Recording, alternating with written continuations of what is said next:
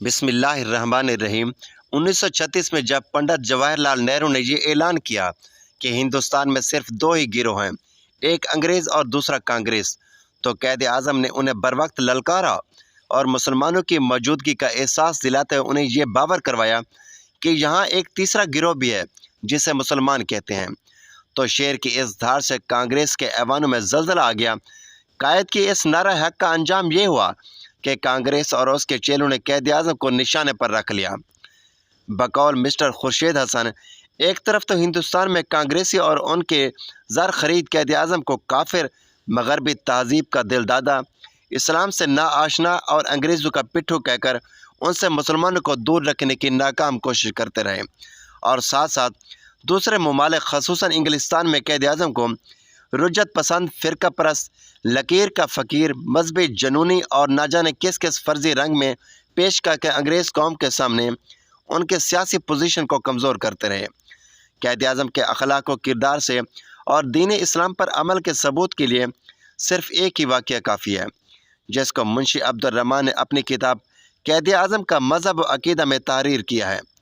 वो लिखते हैं कि मौलाना शबीर अहमद अली थानवी कैद से अपनी एक मुलाकात का अहवाल तहरीर करते हैं कि मैंने कैद आज़म से यह सवाल किया कि आप हज़ारों रुपए खर्च करके पिंडाल लगवाते हैं, लोगों को इकट्ठा करते हैं और लोग गले फाड़ फाड़ कर नारे तकबीर, अल्लाह अकबर की आवाज़ बुलंद करते हैं, इससे क्या फ़ायदा हासिल होता है?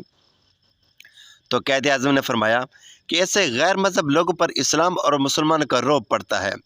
मैंने कैद आज़म से फरमाया कि मैं एक और तदबीर बताता हूँ जिससे मुसलमानों का रौब और ज़्यादा बढ़ेगा।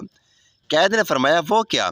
मैंने उन्हें बताया कि जलसा के दौरान अगर नमाज का वक्त आ जाए तो जलसा रोक कर 2.25 लाख मुसलमानों के साथ नमाज बाजमात अदा करें, फिर देखना दुश्मन और गैर मज़हब लोगों पर कितना रौब पड़ता है।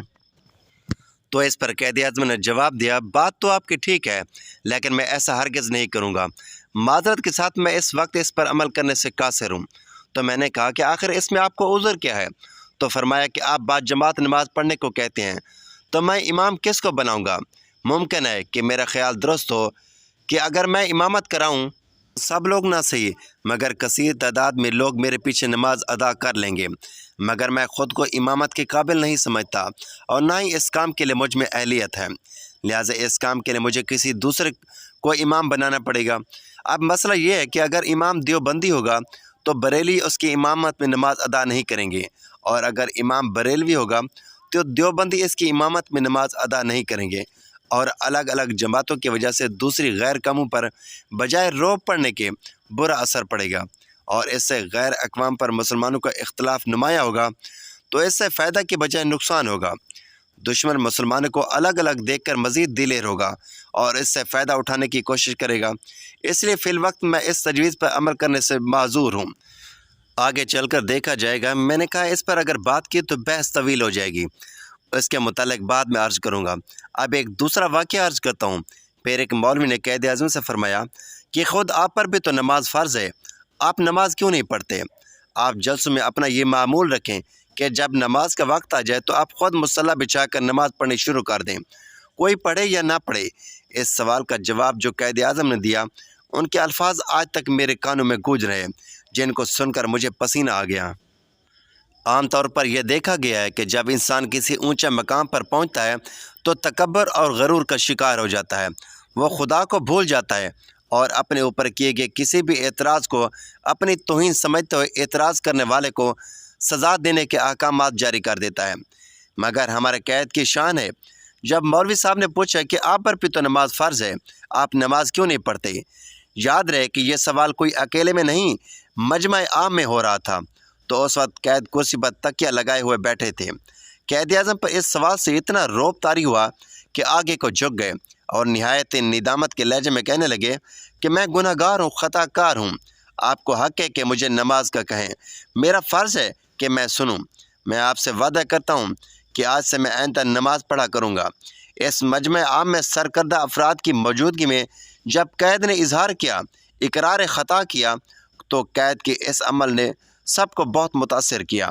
मेरे कैद के इस जवाब के बाद मैंने फिर कहा कि देखिए, ये जिनाह का वादा है, जिनाह जितना अपने उसूलों का पक्का है उतना ही अपने वादों पे भी पुख्ता है। یہ کسی چلتے پھرتے عام آدمی کا وعدہ نہیں کہ وعدہ کیا اور پھر توڑ دیا۔ اس پر قائد نے بار بار سینے پر ہاتھ مار کر کہا کہ ہاں یہ جناح کا وعدہ ہے، یہ جناح کا وعدہ ہے، ہاں یہ جناح کا وعدہ ہے، میں اس کو پورا کرنے کی پوری کوشش کروں گا، آپ میرے لیے دعا فرمائیں۔ قائد کا یہ جواب سن کر بے نماز بھی نماز کے پابند ہو گئے۔ سبحان اللہ، یہ تھے ہمارے قائد جو وعدہ کیا اسے پورا کر کے دکھایا، چاہے وہ نماز پڑھنے کا وعدہ ہو یا پاکستان بنانے کا وعدہ ہو۔ آپ سے التماس ہے کہ آئیں مل کر اس قائد کے لیے دعا مانگیں جس نے اپنی جان کی پرواہ کیے بغیر ہماری آزادی کے لیے لڑتے رہے، لاکھوں دشمنوں کے باوجود ہمارے لیے آزادی چھینی، اور آج اس کی وجہ سے ہم ایک آزاد اور خود مختار ملک کے شہری ہیں، آزاد ملک کے آزاد شہری ہیں جو اپنی مرضی سے جی سکتے ہیں، اپنی مرضی سے کھا سکتے ہیں، چل سکتے ہیں اور کہیں بھی جا سکتے ہیں۔ آئے مل کر اس عظیم لیڈر کے لیے دعا کرتے ہیں کہ اللہ تعالیٰ اس کی مغفرت فرمائے اور اس پر اپنی خصوصی رحمت نازل فرمائے، ان کی قبر کو جنت کے باغوں میں سے ایک باغ بنائے اور ملک پاکستان کی حفاظت فرمائے، آمین۔ ناظرین، ویڈیو اچھی لگی ہو تو ویڈیو کو لائک کریں، شیئر کریں، چینل کو سبسکرائب کریں تاکہ ہر آنے والی اس طرح کی معلوماتی ویڈیو سب سے پہلے آپ تک پہنچے۔ تو ناظرین، اگلی ویڈیو تک کے لیے اجازت دیجیے، اللہ حافظ۔